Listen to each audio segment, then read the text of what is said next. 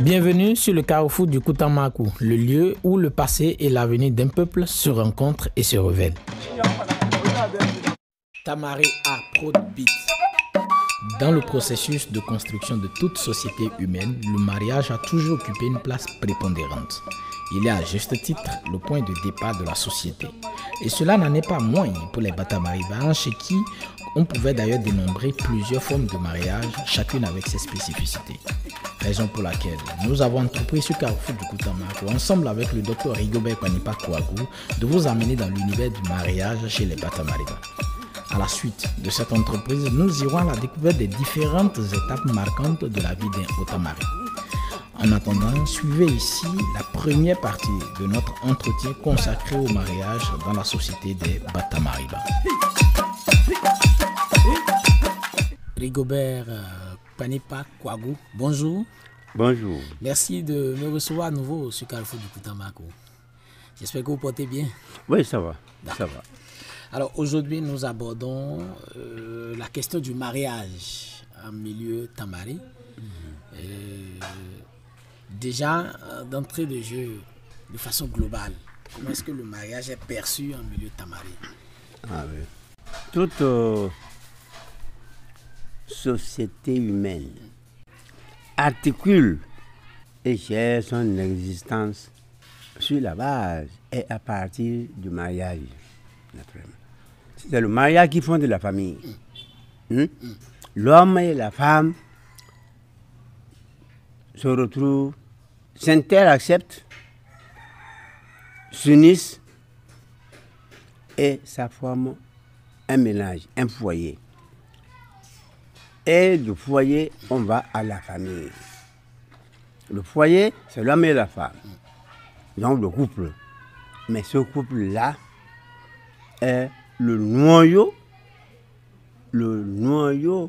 même de la famille et par la suite de la société. Bon, autant ne l'échappe pas à cette règle, puisque le peuple tamari fait partie de l'espèce humaine. Et particulièrement des communautés africaines. C'est une des communautés africaines, des sociétés africaines. Oui. Et Otamari accorde une importance capitale, primordiale au mariage. Et ce qui fait que chez Otamari,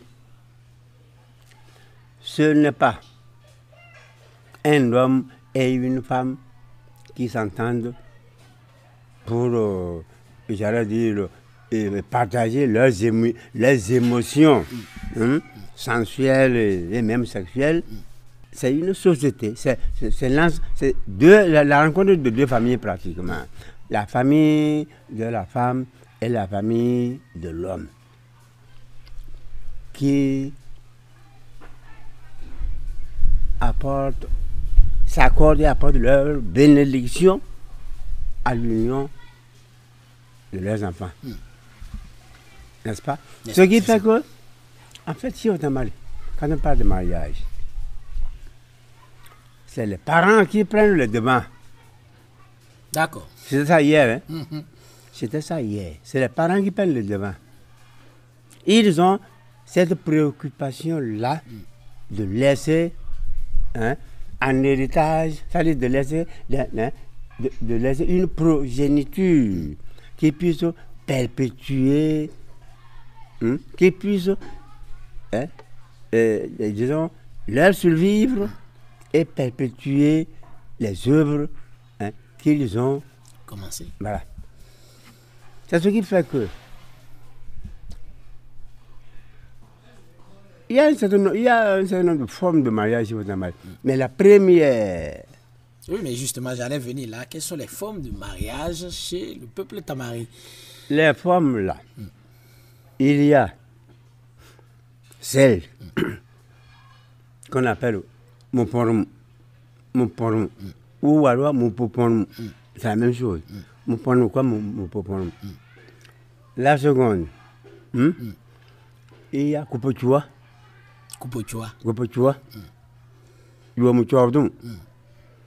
La troisième, il y a Mupodomu. Ok. Mupodomu. La quatrième, il y a Mupopamu. La cinquième, plus ou moins restreinte, Mupotiedmu. C'est beaucoup plus chez les cousins de Batamarbe, autrement dit les Berbas. D'accord. Et les Mbelmé. D'accord. Les Mbelmé. Bon, maintenant, Kupochua comme forme primordiale. Là, le garçon est encore enfant. Il peut ne même pas être préadolescent. Et la fille, beaucoup moins. La fille peut faire entre 3 et 7 ans, pendant que l'homme, son futur époux, fait entre 10 et 15 ans peut-être. Mais ce n'est pas eux qui se rencontrent pour décider de s'unir quand ils seront devenus grands. C'est leurs parents qui règlent cette question-là à leur insu. Hein? C'est ça, hein? Oui. Le père du garçon, ou les parents du garçon, quand il dit son père, j'appelle le père direct. Le père direct, souvent, est même marginalisé. C'est l'oncle, hein? Le grand frère ou le petit frère, le père de l'enfant, qui prend les devants. Et de l'autre côté, les oncles et les tantes de la fille. De la fille. Oui. Et qu'est-ce qu'on fait? Bon. Le père ou les parents, la famille du futur époux, entre en contact avec la famille de la future épouse. Négociation informelle, d'abord. Et on dit, bon, quand ils constatent que les choses, que ça peut mordre, la famille du garçon dit, bon, je viendrai vous rendre visite. Et le jour où la famille du garçon rend visite à la famille de la future épouse là, elle arrive avec un petit panier. Un petit panier contenant le fonio et les coris. Le fonio et les coris. Plus 2 flèches. Et une poulette, pardon. Une poulette qui n'a pas encore pondu. Hein? Et ils viennent voir les parents de la fille. Le matin.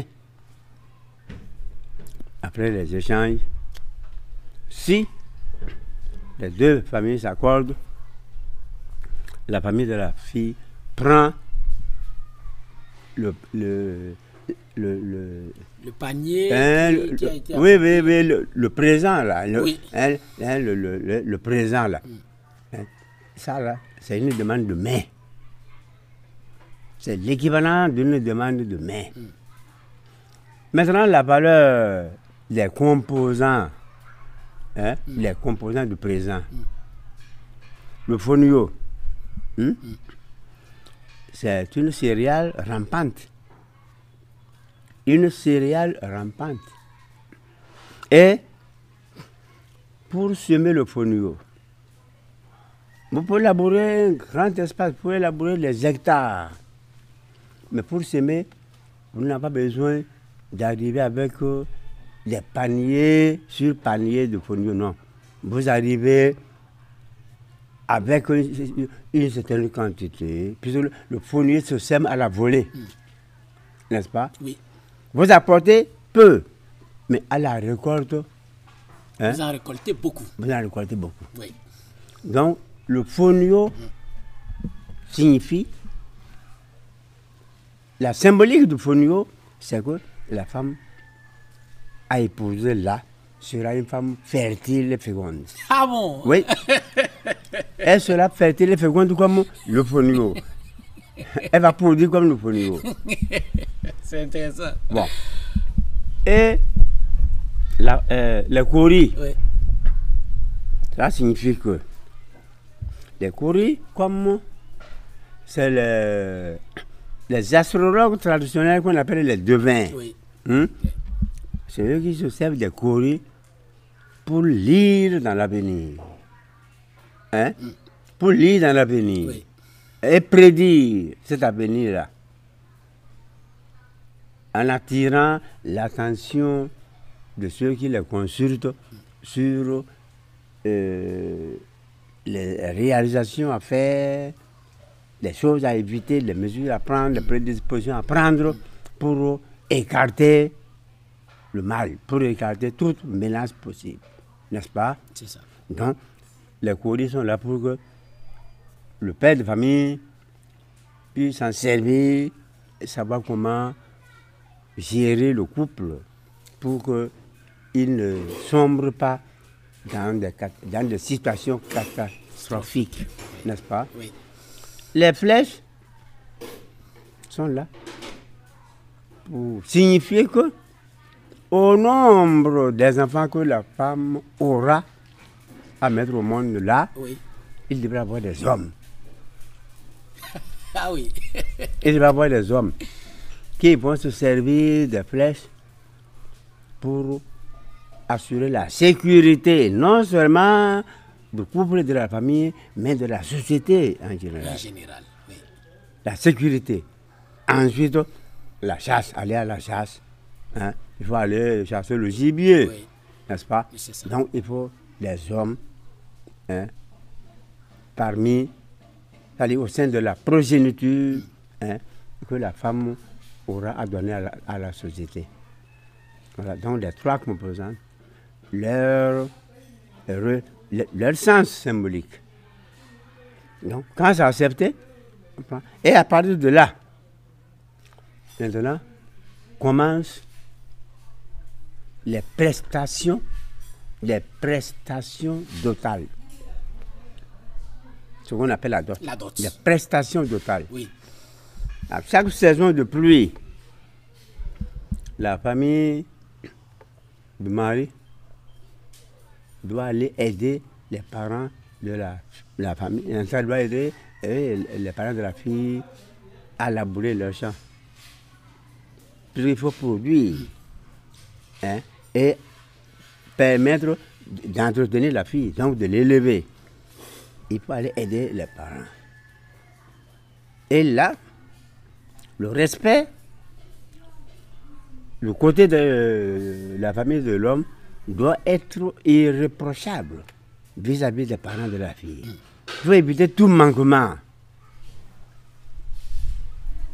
Donc, vous aidez à installer les champs, vous aidez à récolter.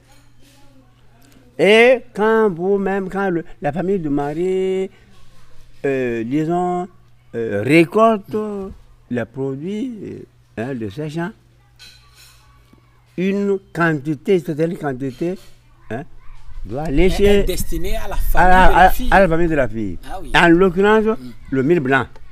D'accord. Le mil blanc. Oui. Un certain nombre de paniers, pardon, de corbeilles. Quand la fille est encore... quand elle est encore petite là, les corbeilles, il faut en fournir suffisamment. Parce qu'elle ne sait pas encore travailler. Mais au fur et à mesure qu'elle grandit et qu'elle aussi participe aux travaux de production, aux travaux des champs, le nombre de paniers diminue du côté de son futur époux. Parce qu'elle-même participe à sa propre, j'allais dire, à son propre entretien. Donc ça baisse. N'est-ce pas? Waouh. Voilà. Et quand elle atteint 18, 20 ans, pendant que l'homme fait autour de... il peut faire entre 20 et 30 ans. L'écart est souvent... Important. Oui, oui, oui, oui. Le cas est vraiment important. Parce que la femme vieillit plus vite que l'homme. Et il vaut mieux la prendre, il vaut mieux entre elle et l'homme, l'écart soit grand, hein, au profit de l'homme. Que l'homme soit plus âgé que la femme. Peut-être la femme va vieillir, oui, pendant que lui, il a encore, il a encore ou bien. Bon, donc, et quand la femme finit avec le rite de Rukundiri, on en avait parlé. Oui, le rite de passage. Voilà, quand elle finit avec le rite de passage de Rukundiri. Et que l'homme lui-même, il a fini avec le rite de passage de Lupouani. Maintenant, la femme, on organise un rituel. Un rituel, hein, pour célébrer solennellement le mariage. La femme, disons, dans la suite de l'Ukundri, le rite de passage là, est amenée dans la famille de son futur époux. Par ses tantes, ses cousines, ses soeurs, en tout cas, des femmes d'une certaine respectabilité, l'amènent, hein, sous des champs.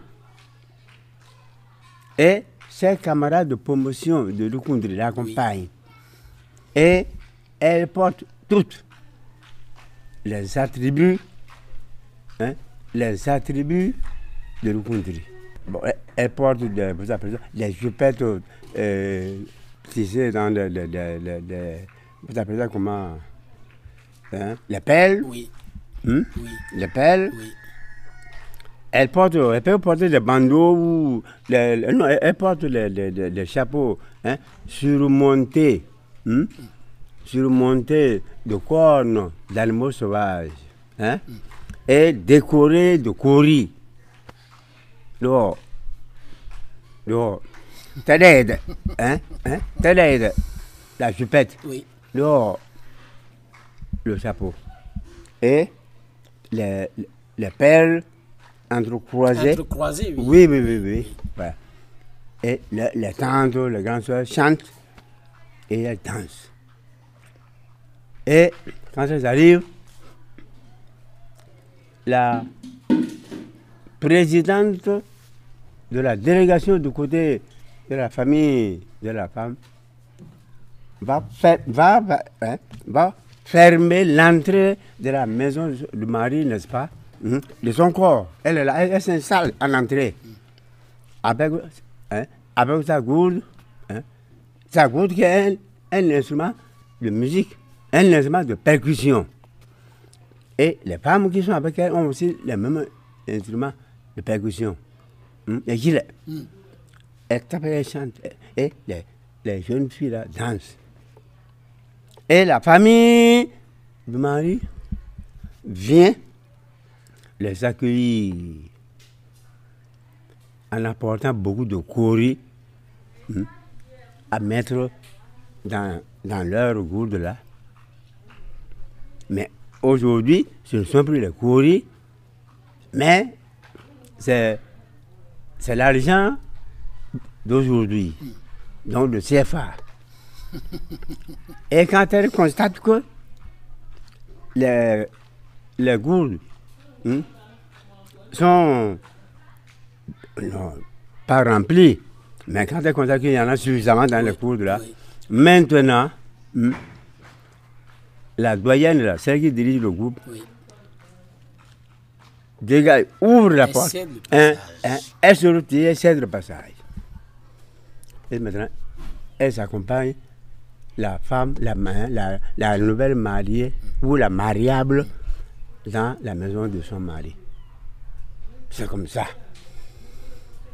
Et quand ça se fait comme ça, naturellement, la famille de l'homme vient accueillir la femme. Ce n'est pas nécessairement son mari qui vient l'embrasser, non. Non. Ah bon? Non. C'est les oncles, les parents de l'homme. Ses oncles, ses tantes, ses frères, ses soeurs. Ah oui. Ça signifie que le mariage ne se fait pas entre... C'est pas entre deux individus. Mais c'est entre deux familles. C'est entre deux familles. Et au fond, le mari en question n'est que... Vous appelez ça comment?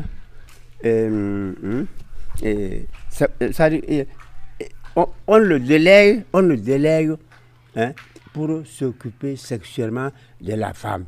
C'est tout ça. Le reste, ce n'est pas son problème. C'est pas son problème lui seul. L'entretien de la femme ne relève pas que de lui. Non. Et grâce à lui, si jamais il a des agissements de nature à créer chez la femme une atmosphère, j'allais dire, de déception, c'est-à-dire à la mettre mal à l'aise. Non.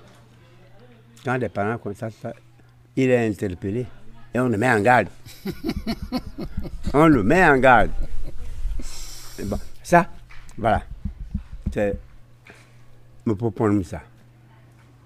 Il arrive que quand le moment vient pour la femme de rejoindre son mari, elle décline.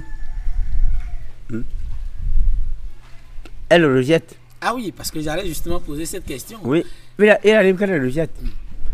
Mais si elle le rejette, les parents doivent tout faire pour la convaincre. Elle n'a qu'à aller.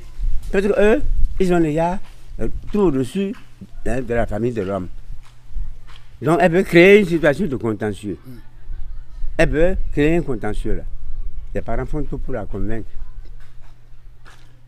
Si elle ne veut pas créer des problèmes à ses parents, elle peut rejoindre et maintenant,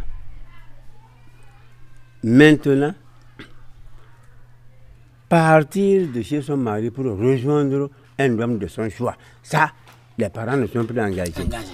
Hein? Et le mari, la famille du mari va poursuivre maintenant celui, le nouveau mari, le nouveau mari. Oui. Et c'est lui qui va rembourser tout ce que les parents ont investi, chez la famille de la fille. Oui. Et là, comme on peut lui demander de donner, si les parents de la fille ont donné 30 corbeilles de 1000 francs, c'est pas ce que les autres viennent demander, non. Ils évaluent l'équivalent de ces paniers-là et de toutes les prestations totales.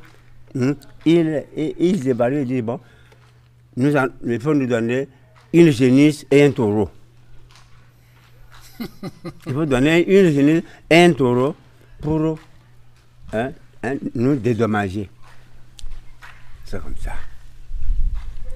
Maintenant, si la femme refuse catégoriquement, elle peut tout en laissant encore chez ses parents s'envoler, c'est-à-dire aller ailleurs.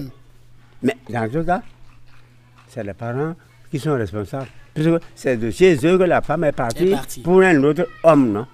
C'est eux qui doivent aller voir le nouveau mari pour lui prendre ce qu'il faut et régulariser la situation là-bas. C'est comme ça. Moi j'ai eu une tante comme ça. J'ai eu une tante comme ça. Ça n'a pas été facile, hein? Oui. Ah, ça va être facile. Bon, bref. Donc, ça, c'est mon problème, ça. Mon problème. Mesdames et messieurs, c'est ici la fin de cette première partie de l'entretien avec le sociologue Rigobert Panipa Kouago sur le mariage dans la société des Bata-Mariba. Il faut retenir essentiellement les 5 formes de mariage qui ont prévalu chez Otamari, à savoir Mopondom, Kupochua, Mopodom, Mopopam, Mopochetum. Et ensuite, description de Mopopondom, l'une des formes les plus importantes. Prenez donc rendez-vous très bientôt